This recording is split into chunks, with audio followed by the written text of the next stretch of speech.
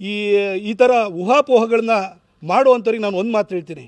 ಪ್ರತಾಪ್ ಸಿಂಹಗೆ ಕಾಂಗ್ರೆಸ್ಸಿಗೆ ಹೋಗಬೇಕಾದ ಅನಿವಾರ್ಯತೆ, ಕಾಂಗ್ರೆಸ್ಸಿಂದ ಬಿ ಜೆ ಪಿಗೆ ಬರಬೇಕಾದ ಅನಿವಾರ್ಯತೆ ಬೇರೆಯವ್ರಿಗೆ ಇರ್ಬೋದು. ನಮ್ಮಪ್ಪನೂ ಜನಸಂಘ, ಪ್ರತಾಪ್ ಸಿಂಹನೂ ಕೂಡ ಬಿ ಜೆ ಪಿನೇ, ಜನಸಂಘದ ಹೊಸ ಅವತಾರ ಬಿ ಜೆ ಪಿ ಆಗಿದ್ದೀನಿ. ನಮ್ಮದು ಸೈದ್ಧಾಂತಿಕ ಬದ್ಧತೆಯಿಂದ ಬಂದಿರೋನು. ಹೋಗಬೇಕು ಅಂತಂದರೆ ಕಾಂಗ್ರೆಸ್ನಲ್ಲಿ ಯಾರ್ಯಾರು ನನಗೆ ಫೋನ್ ಮಾಡಿ ನನ್ನ ಟಿಕೆಟ್ ಆಫರ್ ಮಾಡಿದ್ರು ಕೇಳಿ, ಹೋಗೋದಾಗಿದ್ದರೆ ಚುನಾವಣೆ ಟೈಮಲ್ಲೇ ಹೋಗ್ತಾಯಿದ್ದೆ. ಇವಾಗ ಹೋಗೋ ಅಂಥ ದರ್ದು ನನಗೇನಿಲ್ಲ. ನಂದು ಸೈದ್ಧಾಂತಿಕ ಬದ್ಧತೆ ಇರೋದು. ಇವತ್ತು ಕೂಡ ಟಿಕೆಟ್ ಕಳ್ಕೊಂಡಿರೋರು ಯಾರ್ಯಾರು ಎಲ್ಲೆಲ್ಲಿದ್ದಾರೆ ನೋಡಿ. ಆದರೆ ಪ್ರತಾಪ್ ಸಿಂಹ ಒಬ್ಬನೇ ಹಿಂದುತ್ವಗೋಸ್ಕರ ಹೋರಾಟ ಮಾಡ್ತಿರೋನು. ಆಮೇಲೆ ಸಿದ್ದರಾಮಯ್ಯನವ್ರ ಬಗ್ಗೆ ಹೇಳಬೇಕು ಅಂತಂದರೆ, ಸಿದ್ದರಾಮಯ್ಯನವ್ರ ಬಗ್ಗೆ ಅತಿ ಹೆಚ್ಚು ತೊಂದರೆಗೊಳಗಾಗಿರುವ ಹಳೆ ಮೈಸೂರು ಭಾಗದ ರಾಜಕಾರಣಿ ನಾನು. ಯಾಕೆಂದರೆ ಅವರ ವರ್ಣ ಎಲೆಕ್ಷನ್ನಲ್ಲಿ ಒಬ್ಬ ಬಿ ಜೆ ಪಿ ಲೀಡ್ರೂ ಕೂಡ, ಪ್ರಮುಖ ಲೀಡ್ರುಗಳು ಬಂದು ಅಲ್ಲಿ ಹೋರಾಟ ಮಾಡಲಿಕ್ಕೆ ಪ್ರಚಾರಕ್ಕೆ ಬರ್ತಾ ಇರಲಿಲ್ಲ. ಆ ಸಂದರ್ಭದಲ್ಲಿ ಅಲ್ಲಿ ಹೋರಾಟ ಮಾಡಿದಂಥವ್ರು ಸೋಮಣ್ಣವ್ರ ಪರವಾಗಿ ನಿಂತ್ಕೊಂಡು ಎಲ್ಲೂ ಹೋಗದಲ್ಲಿ ಬರೀ ಹೊರಣದಲ್ಲಿ ಹೋರಾಟ ಮಾಡಿದವನು ನಾನು. ಅದಕ್ಕೋಸ್ಕರ ನನ್ನ ಮೇಲೆ 2 ಕೇಸ್ ಹಾಕಿದರು.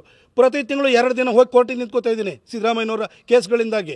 ಅದ್ರ ಜೊತೆಗೆ ಸಿದ್ದರಾಮಯ್ಯ ಸಾಹೇಬರ ಸರ್ಕಾರ ಬಂದಾದ ನಂತರ ಈಗ ಕಳೆದ 3 ತಿಂಗಳಲ್ಲಿ 5 ಕ್ರಿಮಿನಲ್ ಕೇಸ್ ಹಾಕಿದ್ದಾರೆ. ಪುನೀತ್ ಕೆರಳಿ ವಿಚಾರದಲ್ಲಿ ನಾನು ಬಸವೇಶ್ವರನಗರ ಸ್ಟೇಷನ್ಗೆ ಹೋದರೆ ಬಸವೇಶ್ವರನಗರ ಸ್ಟೇಷನಲ್ಲಿ, ಮಾಗಡಿಯಲ್ಲಿ, ದಾವಣಗೆರೆಯಲ್ಲಿ ಗಣಪತಿ ವಿಚಾರದಲ್ಲಿ ಗಲಾಟೆ ಆಯಿತು, ಅಲ್ಲಿಗೆ ಹೋದೆ ಅಂತ ದಾವಣಗೆರೆಯಲ್ಲಿ, ಹಾಗೆ ಯಾದಗಿರಿ ಡಿಸ್ಟಿಕ್ನಲ್ಲಿರುವಂತಹ ಶಾಪುರಕ್ಕೆ ಹೋದೆ, ಅಲ್ಲಿ ಹೋಗಿ ನಾನು ಸ್ಪೀಚನ್ನು ಉಗ್ರವಾಗಿ ಸ್ಪೀಚ್ ಕೊಟ್ಟಿದ್ದೀನಿ ಅಂತೇಳಿ ಹೇಳ್ಬಿಟ್ಟು ಅಲ್ಲಿ FIR ಹಾಕಿದ್ದಾರೆ. ಹಾಗೆ ಶಿಗ್ಗಾವಿನಲ್ಲಿ ಹೋದರೆ ಶಿಗ್ಗಾವಿನಲ್ಲಿ FIR 5 FIR ಹಾಕಿದ್ದಾರೆ. 3 ತಿಂಗಳಲ್ಲಿ 5 FIR ಯಾರ ಲೀಡ್ರ್ ಬಗ್ಗೆ ಹಾಕಿದ್ದಾರೆ. ಇದನ್ನು ಹಾಕಿ ಅನುಭವಿಸ್ತಾರೋ ನಾನು. ಆಮೇಲೆ ಸಿದ್ದರಾಮಯ್ಯನವ್ರು ಯಾವ ರೀತಿ ಅವರೊಂದು ಹಿಂದೂ ವಿರೋಧಿ ಅನ್ನೋದಕ್ಕೆ ಸಾಕಷ್ಟು ಉದಾಹರಣೆಗಳ ಮಹಿಷಾ ದಸರಾದಿಂದಲೂ ಕೂಡ ಕೊಟ್ಟಿದ್ದೀನಿ. ನಮ್ಮ ಹಿಂದೂ ಕಾರ್ಯಕರ್ತರ ಹತ್ಯೆ ಬಗ್ಗೆನೂ ಕೂಡ ನಾನು ಹೇಳಿದ್ದೀನಿ. ಅದ್ರ ಜೊತೆಗೆ ಇನ್ನೊಂದು ಮಾತು ಹೇಳ್ತೀನಿ, ಅವ್ರು ಯಾವ ರೀತಿ ಜಾತಿವಾದವನ್ನು ಮಾಡ್ತಾರೆ ಅಂತ. ಕೆಂಪೇಗೌಡ ಸ್ಟ್ಯಾಚ್ಯೂವನ್ನು ರಾಜ್ಯ ಸರ್ಕಾರನೇ ಕೆಂಪೇಗೌಡ ಜಯಂತಿನ ಆಚರಣೆ ಮಾಡುತ್ತೆ. ಕೆಂಪೇಗೌಡರಿಗೆ ಒಂದು ಸ್ಟ್ಯಾಚ್ಯೂನ ಮಾಡಬೇಕು ಪುಷ್ಪಾರ್ಚನೆ ಮಾಡಲಿಕ್ಕೆ ಅಂತೇಳಿ ಹೇಳಿ 2 ವರ್ಷದಿಂದ ಪ್ರಯತ್ನವನ್ನು ಮಾಡಿ ನಮ್ಮ ಸರ್ಕಾರ ಇರುವಂಥ ಸಂದರ್ಭದಲ್ಲಿ ಕಲಾಮಂದಿರದ ಎದುರು ಭಾಗದಲ್ಲಿ ಕಾರ್ನರಲ್ಲಿ ರೈಲ್ವೆ ಹಳಿ ಪಕ್ಕದಲ್ಲಿ ಒಂದು ಚಿಕ್ಕ ಪಾರ್ಕನ್ನು ಮಾಡಿ ಅಲ್ಲಿ ಸ್ಟ್ಯಾಚ್ಯೂನ ಪ್ರತಿಷ್ಠಾಪನೆ ಮಾಡಲಿಕ್ಕೆ ಅಂತ ಮಾಡಿ 25 ಲಕ್ಷ ಖರ್ಚು ಮಾಡಿ ಸ್ಟ್ಯಾಚ್ಯೂ ತೊಗೊಂಬಂದಿಟ್ಕೊಂಡಿದ್ದೀನಿ. ಕಳೆದ 1.5 ವರ್ಷದಿಂದ ಸಿದ್ದರಾಮಯ್ಯ ಸಾಹೇಬ್ರ ಸರ್ಕಾರ ಕೆಂಪೇಗೌಡರ ಸ್ಟ್ಯಾಚ್ಯೂ ಹಾಕ್ಲಿಕ್ಕೆ ಬಿಟ್ಟಿಲ್ಲ. ಹಾಗೆ ಮಾತೃಮಂಡಳಿ ಸರ್ಕಾರದ ಗಲಾಟೆ ಆಯಿತು, 2 ಜಾತಿಗಳ ಮಧ್ಯೆ ಗಲಾಟೆ ಆಗ್ತಾಯಿತ್ತು. ಇಡೀ ಸರ್ಕಾರನ ಕುಲ್ಲ ಮಾಡಿಸಿದವ್ರು ಯಾರು?